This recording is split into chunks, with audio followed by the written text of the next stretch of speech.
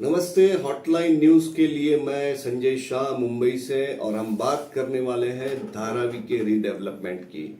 रोज कुछ न कुछ हो ही रहा है और होते ही रहेगा।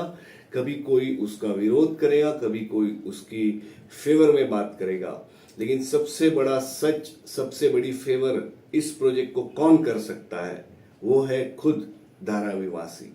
हाँ जी, धारावी बचाओ आंदोलन, उसके कार्यकर्ताओं ने अभी पिछले 2 दिन में कुछ ऐसे रंग दिखाए कि जिसके विरोध में और कोई नहीं, स्वयं धारावी के निवासी मैदान में उतर पड़े।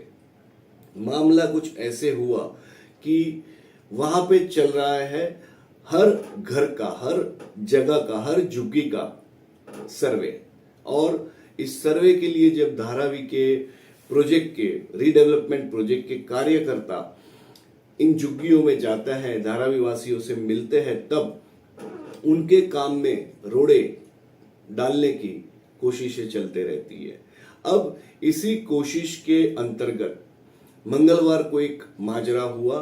मंगलवार को जब धारावी रीडेवलपमेंट प्रोजेक्ट के कार्यकर्ता अपनी जिम्मेदारी निभा रहे थे, तब वहां पर पहुंच गए धारावी बचाओ आंदोलन के कुछ कार्यकर्ता। उन्होंने उनके काम में रोड़े डालना शुरू कर दिया। ये हादसा, ये मामला हुआ ट्रांजिट कैंप में। वहां पे उन्होंने कार्यकर्ताओं को सर्वे करने से रोका, कुछ बवाल भी हो गया। उसके बाद में बुधवार को यही चीज दोहराई गई। राजीव गांधी नगर सेक्टर 2 में आए हुए राजीव गांधी नगर में, जहां पे फिर कार्यकर्ता अपना काम कर रहे थे, और वहां पहुंच गए धारावी बचाओ आंदोलन के कुछ कार्यकर्ता। अब इस दफा धारावी वासी चुप ना बैठे, वो मैदान में उतर आए।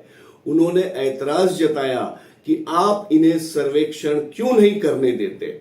जी हां, उसका कारण यह है कि अगर सर्वे नहीं होता है, धारावी वासियों के घर की सारी बात पेपर पर नहीं आती है, तो कल को रीडेवलपमेंट होगा कैसे। और धारावी वासियों का जो सबसे अहम मुद्दा था, वो हम सबको समझना जरूरी है। उनका ये कहना था कि भैया सबसे पहले सर्वे तो होने दीजिए, ये तो पता चलने दीजिए कौन कहां पे कितनी छोटी कितनी बड़ी जगह में रहता है। रीडेवलपमेंट का काम तो जब होगा तब होगा, सर्वे से ऐतराज क्या हो सकता है। तो मामला ऐसा बिचका कि धारावी वासी धारावी बचाओ आंदोलन के कार्यकर्ताओं के विरोध में मैदान में उतर पड़े। काफी बड़ी बहस हो गई, और बहस ने ऐसा रंग पकड़ा कि आखिर में धारावी बचाओ आंदोलन के कार्यकर्ताओं को वहां से 9-2-11 करना पड़ा, और फिर धारावी रीडेवलपमेंट प्रोजेक्ट के कार्यकर्ताओं ने अपना काम सुचारुपूर्ण तरीके से, शांति से आगे बढ़ाया।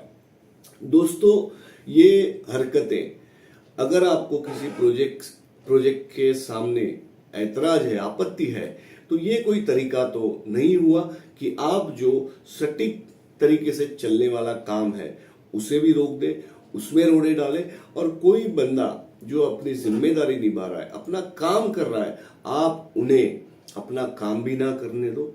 जब तक पेपर पर सच तैयार नहीं होगा, बात सामने नहीं आएगी, तो हम ये कैसे पता कर पाएंगे कि धारावी रीडेवलपमेंट प्रोजेक्ट से धारावी वासियों को फायदा होने वाला है या नुकसान। आप बस एक ही बात करते रहोगे कि ये गलत हो रहा है, ये नहीं होना चाहिए, तो क्या जो सदियों से, दशकों से झोपड़पट्टियों में, झुग्गियों में रह रहे हैं, जिन लोगों की जिंदगी में एक नया आयाम शुरू होने वाला है, आप वो नहीं करने दोगे। आप ये चाहते हैं कि ये लोग हमेशा झुग्गियों में सड़ते रहे और इसी तरह की जिंदगी जिए। ये बहुत गलत बात है, और खुद धारावी वासियों ने इसका करारा जवाब देते हुए एक सबसे बड़ा सच कह दिया कि सबसे पहले सर्वे होने दो। 100 बात की एक बात, सर्वे होने दो। और दूसरा, उन्होंने कहा कि पुनर्वसन पर राजनीति नहीं होनी चाहिए। यह बहुत ही अहम बात है।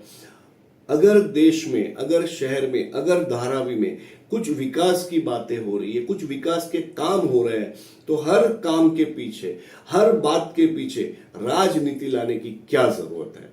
राजनीति से लोगों के घर संवरने वाले नहीं है, सुधरने वाले नहीं है। हम ये आजादी से आज तक देखते आ रहे हैं। और अगर कोई कंपनी इतनी बड़ी जमीन पर, इतनी बड़ी तादाद में जहां पे जनसंख्या है, उस पूरे इलाके को नया करके लाखों लोगों का जीवन संवारने, सुधारने का काम करने को तैयार है, जिस काम के लिए उस कंपनी के साथ खुद महाराष्ट्र सरकार साझेदारी में है, तो आपको उसके सामने ऐतराज क्या है?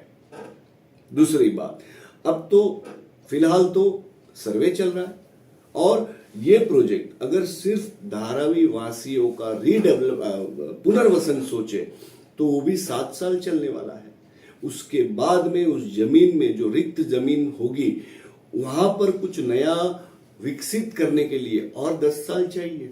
17 साल की बात है, लेकिन सबसे पहले 7 साल में धारावी वासियों को मिल जाएगा नया घर, उनके जीवन बदल जाएंगे।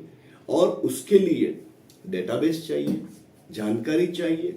उसी जानकारी के बलबूते पर तो आगे उनके लिए अच्छा घर बन सकेगा, उनके लिए अच्छी सुविधाएं, इंफ्रास्ट्रक्चर खड़ा हो पाएगा। लेकिन आप सर्वे ही नहीं करने दोगे तो ये काम आगे कैसे बढ़ेगा? और ये बहुत ही बड़ी सराहना की बात है कि खुद धारावी वासी अब अपने इस प्रोजेक्ट के लिए मैदान में उतर आए हैं। हालांकि संजोग बहुत अच्छे नहीं है, वहां पर अब आरपीएफ भी तैनात की गई है ताकि धारावी वासी और धारावी बचाओ आंदोलन वालों के बीच में कोई बड़ी झंझट पैदा ना हो। हम तो इतना समझते हैं कि ये पुनर्वसन अपने आप में एक बड़ी मिसाल बनने के लायक प्रोजेक्ट है। सबसे पहले उसका होना चाहिए सर्वे, सर्वे के आधार पर होना चाहिए धारावी वासियों का सर्वोत्तम पुनर्वसन। ये दो जब पहलू संभाल लिए जाते हैं तब आगे की बात देखेंगे। लेकिन ये बार बार किसी के काम में रोड़े डालना और इस प्रोजेक्ट को बिना समझे बिना जाने रोकना, ये इस शहर के लिए, धारावी वासियों के लिए अच्छी बात नहीं है। हम इतनी आशा करते हैं कि धारावी बचाओ आंदोलन वाले या इस प्रोजेक्ट का विरोध करने वाले सभी लोग सबसे पहले ये सोचे कि धारावी वासियों का हित किसमें है, उनका फायदा किसमें है। राजनीति अलग रख देते हैं और अपने निजी मामले, निजी स्वार्थ को भी पीछे छोड़ देते हैं। आशा करते हैं कि धारावी का ये रीडेवलपमेंट के लिए जो सर्वे चल रहा है वो अच्छी तरह संपन्न होगा और उसी से जो निष्कर्ष आएगा उसके आधार पर धारावी वासियों को वो मिलेगा जो उनके हक का है। मुंबई से हॉटलाइन न्यूज के लिए मैं संजय शाह। हमारी चैनल देखते रहिए, लाइक करते रहिए, सब्सक्राइब करते रहे, क्योंकि हम हमेशा आपके सामने लाएंगे सही समाचार और अच्छे समाचार।